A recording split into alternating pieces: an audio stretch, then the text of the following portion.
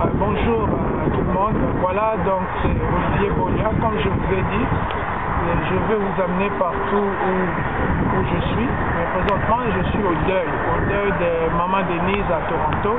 Et nous savons que, bon, tous en un cimetière, nous sommes en ciment, bazo, et voilà, donc l'histoire de Maman Denise, c'est que à Koufaki, na suicide.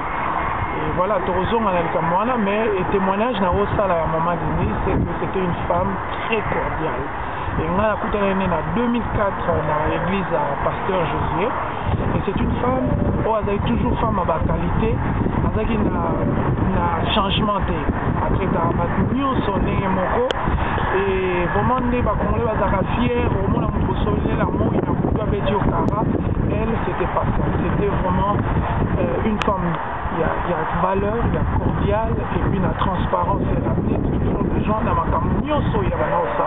Nous avons la belle, non, tout le monde a, genre, relativement, non, tout le monde a belle pour débattre.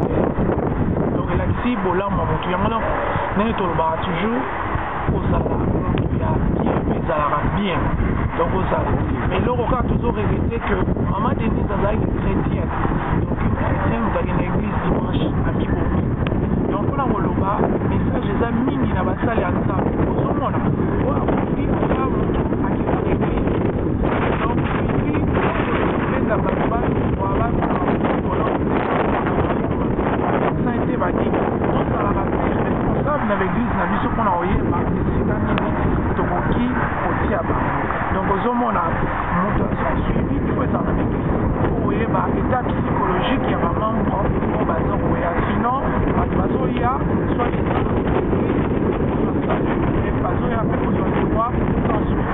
donc il a un rôle voilà, mais on a partagé les binômes, Facebook, moi et l'autre et les gars. Vraiment merci à trop, on a tout baillé, José Onokoko, Sheraton, la live, vraiment, ils ont